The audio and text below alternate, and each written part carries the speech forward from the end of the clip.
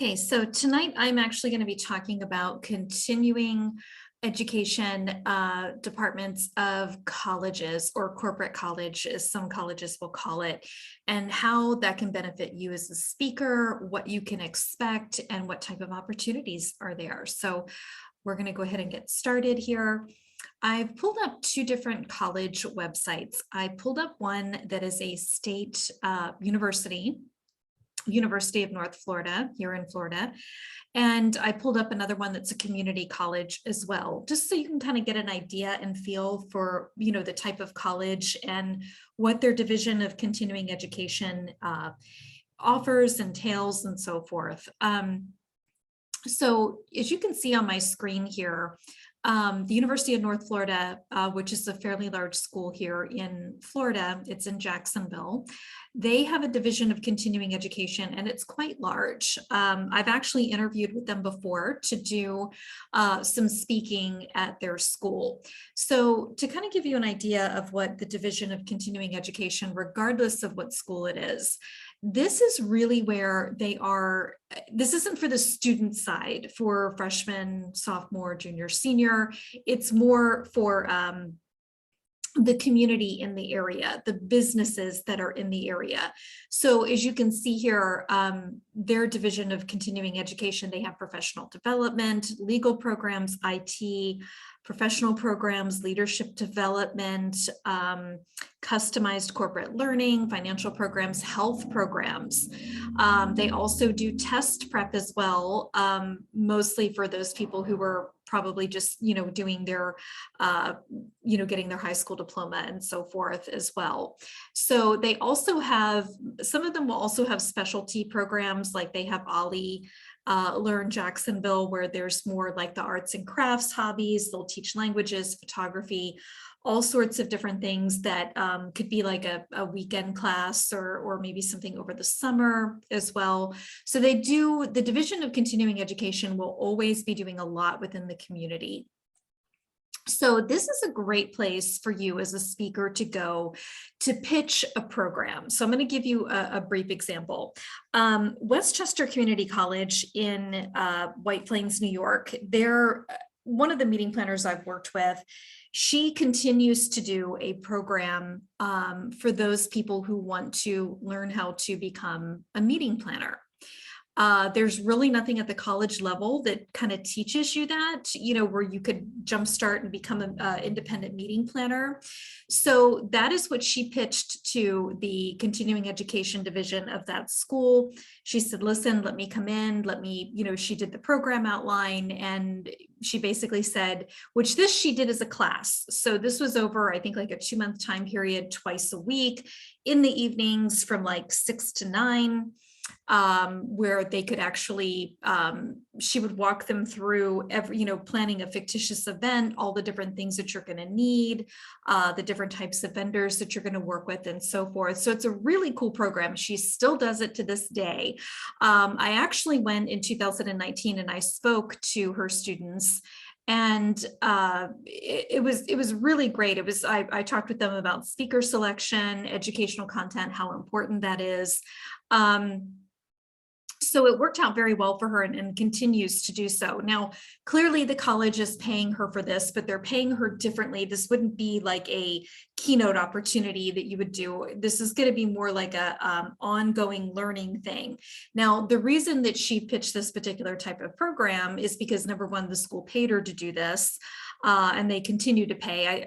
I'm not sure what she worked out with them, but typically if you're going to come in and you're going to be teaching classes, they are going to give you some type of hourly rate.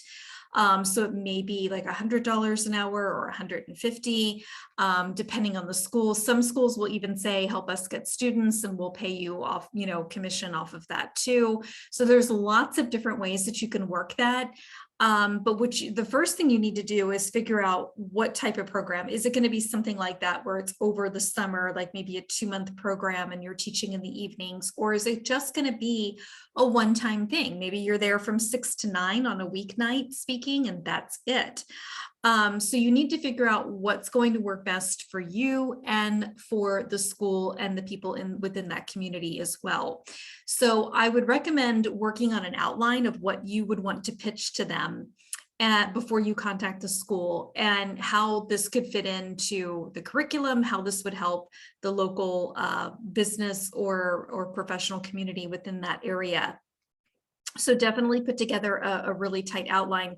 You can, for example, you can take one of your speaker topics and you could extend it a little bit, or edit that to be more about the corporate environment, you know, that people who are going to go to night school or, you know, well, they used to call it night school, but that are going to go and learn this particular, whatever topic it is that you're going to be speaking on. Are you wanting to do it over the summer? Is this something you want to do on repeat if it works out? So start asking yourself those questions, but start with your speaker topic. What do you feel would fit in well with that particular school? So once you do that, every single college, pretty much, you're either going to search, go to their site, and you're going to find continuing education link, like here, like what UNF has. And like here, I'm going to scroll down to the bottom. If this were me, and this is what I did in the past when I talked with them, I basically picked up the phone and I called them. So you could email them too, but I prefer calling, finding out exactly who I need to speak with. Usually it's a program director, but every school will be different because every school is structured differently. This is a state university, whereas like a community college is going to be structured differently. So pick up the phone and call them and say, hey, I have a program that I would like to pitch for the continuing education department. Who do I need to talk with? And start there. That is my advice. And a lot of people probably wonder, where would I go to find any of these? Well, again, ask yourself these questions. If you come up with a really good program, I recommend starting locally, but ask yourself this question: if this works out really well and you're able to, you know, take this nationwide, do you want to do that? Is your program, you know, if it's a leadership program or if it's just something for women, you know, corporate women. And I do recommend, if you just have a program for women, this is a great way to get it out into the community because it's considered more under that diversity umbrella. Which a lot of times with the continuing education, they want programs like that. So I highly recommend, if you have a program that's just for women, or just for a certain group or segment of the population, this is a really, really great way to reach them. You can definitely get potential clients from this as well. My friend who's the meeting planner who does this, she does have some people who go through the program who not only become strategic partners for her, but also you know, consult with her, and she gets consulting fees for that. So there's so many different ways you can work it. So ask yourself those questions. Do you just want to do this locally? Do you want to, what is the goal with this besides just getting paid? Or is it just to get paid? You know, maybe you want some additional income and hey, this would work out perfectly for the summertime. Or maybe you also want to use this to get additional clients. So there's lots of different ways you can work this. And the schools are amazing to work with. This division is, because they're definitely, it's not as set in stone as if you were going to become a professor at the actual college, you know, to be, you know, on staff, to be part of their, you know, to be a professor there. So you'll want to contact them directly. Now, what you can do is just to start searching, you can, you know, do a Google search for Division of Continuing Education, hit the enter key, see what pops up. You'll find a ton of different things, like a ton of different colleges. Or you can just search for colleges that are in your area and just go to their website. So there's lots of different ways that you can search for that kind of information, but you'll want to kind of start here. Now you can also take a look, like for example, if you want to do additional research before you call them, let's just say, for example, you're a leadership speaker. I'm going to click on the leadership development. So clearly they have a whole segment for this, which means it's in high demand. Okay. So they have a Leader's Edge certificate, leadership development, the art of leadership. So there's different things that you can, you know, people can do here when they sign up. So again, what you want to do is pitch something to them. They do DISC assessment, interactive lectures, team exercises, and so forth. So what the program modules are, you know, again, these are all things that the school's going to ask you for. So go ahead and put that in motion. Again, working off your speaker topic summary and 3 to 5 takeaways. They have coaching, preventing workplace harassment. They have lots of different things here. And, whatever the person who's on their website, if they want to do this one, they just click on the register button and it's going to, no classes currently available. Okay, so that one's not available, but they could just register online to attend that class. So this is what the one for UNF is for their Division of Continuing Education. So I'm going to go over to, I pulled up Santa Fe Community College in Santa Fe, New Mexico. So same thing, they have a continuing education department. It's basically, they have a whole team. You can give them a call or send them an email. Again, I always recommend calling, find out exactly who approves these course. Now with them, they actually have that on here, CE course proposal form. So I'm just going to click on that. So again, every single college will be different. So like this is a community college and they actually have everything put together a little bit better. I think that's just my opinion. So every school will be different, but it's going to want you, again, you want to fill in your name, your title, all of your information, what the course title is, if it's just going to be you instructing or someone else. Are you offering the course somewhere else as well?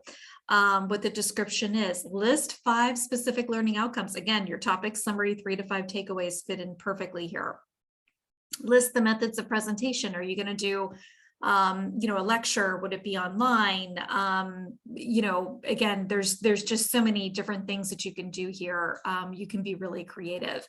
If you're going to have supplies, you can actually, my friend does that too with her class. They had to pay her, I think, $30 for their workbook, which she actually just put together at Office Max. So, what's the approximate cost of the materials? What do students need to bring to their first class? So they ask you a lot of specific questions here, clearly.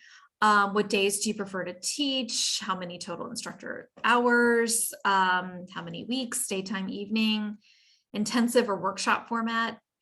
So the minimum number of students that would make it worth your time, and then the maximum that you could handle. So again, a good example of this, like with my body language class, once I get to 100 people in the room, it is very hard to do without video and, where they have the video in back of me, where there's a camera on me at all times, because people are not going to be able to see that. So if you have a maximum number for your class, again, course budget, what do you expect to be compensated per hour? Okay.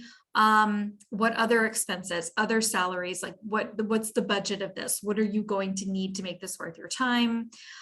Suggested marketing material, promotions, your bio, again, a lot of the stuff that you're using when you're filling out these forms. So they also ask to, and keep in mind too, don't feel like you have to have some type of formal education. Like for degree, you could just put in MA if you don't have a degree. I don't have a degree, and I have taught it at continuing education classes at colleges. So it's not a deal breaker. Don't feel like it is, even though they have a lot of the stuff that's required. Clearly, I think they probably give preference to that sometimes, but a lot of times they're not going to be able to find somebody who has a degree who can teach a certain aspect of leadership or a certain aspect of wellness or whatever. And especially if it's a really unique idea that you're teaching, all the better. And wow, these people, they won 3 professional references. So again, they've really got it together. Again, you can never tell from the college. Don't dismiss a community college over a university, because a lot of times those community colleges are going to fork out the money to pay you, where a larger school may be like, hey, they might try to play it a little bit cheaper and not, we'll pay you off of the people who show up, something like that. So just keep in mind. And then, you fill in all this information, you click submit. So that's pretty easy to do, easy peasy. So that's Santa Fe Community College in Santa Fe, New Mexico. So just to kind of give you an idea of, what the differences are here between the different schools. So there's, again, you want to take your speaking topic and you want to figure out, because again, keep in mind, the corporate college division is going to be for the people who are in the community or the businesses that are in the community. So it's not going to be this typical student that is between the ages of 18 and 24. That's on the college side. not corporate college. Okay, so always make sure you're making that difference. Continuing education, some colleges will call it corporate college. They have a different term for it, but 9 times out of 10, if you tell them continuing education, they're going to know what division that is of their school.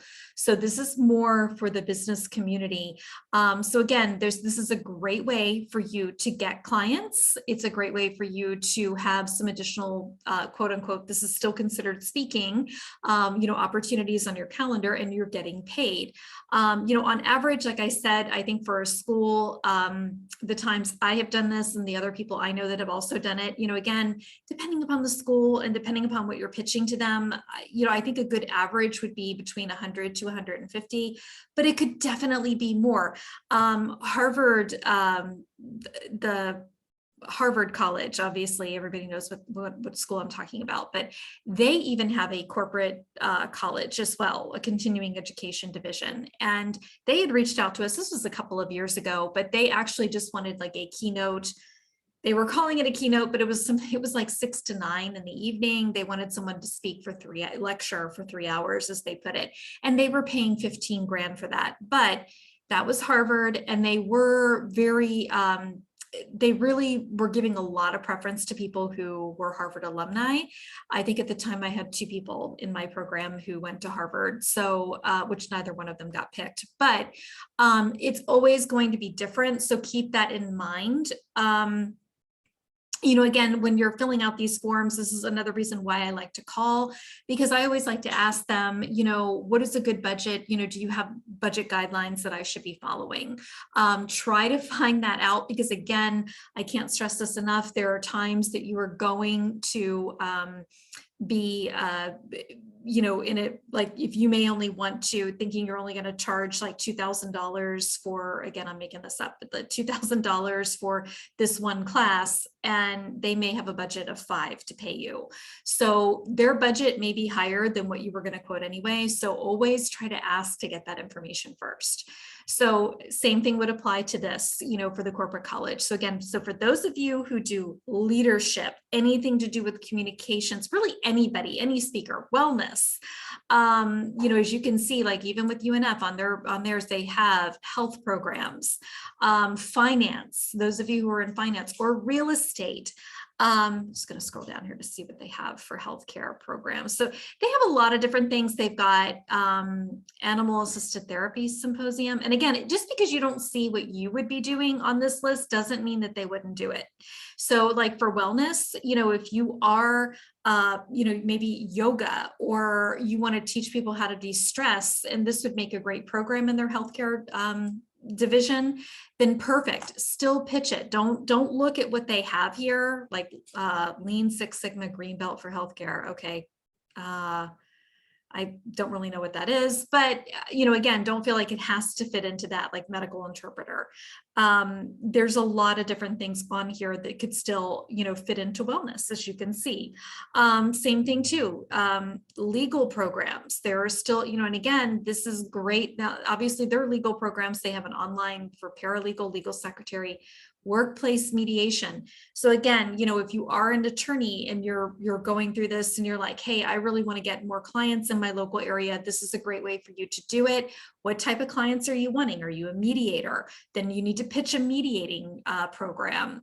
Are you like maybe divorce, child custody? Then you want to come up with a class on, maybe coping with divorce, going through divorce, just to throw some ideas out there. So regardless of what you do, there is a way that you could pitch this to some continuing education program director and be able to get this on the docket for, the following semester or whatever. So don't be intimidated when you look at this going, oh gosh, that doesn't really fit into what I do. They want different, that's the whole purpose of this continuing education. They want different programs. So keep that in mind. As you can see, they have a ton of different stuff, customized course. I'm just going to, they have a study abroad in Italy. Let's see what that is. Okay, that looks like a field trip type thing. So for those that have a deep passion to animals and culture, Italian cooking. So, again, I mean, this is something that's a class, so to speak. It's more like a field trip really, but IT and computer programming. So again, regardless of what you're doing, there is a way when you're pitching this, when you're pitching the program to them, that you can put something together. And believe me, when you have a conversation with them, this is why I always encourage you all, get on the telephone. When you have a conversation with them and you can tell them about your background, tell them what you do.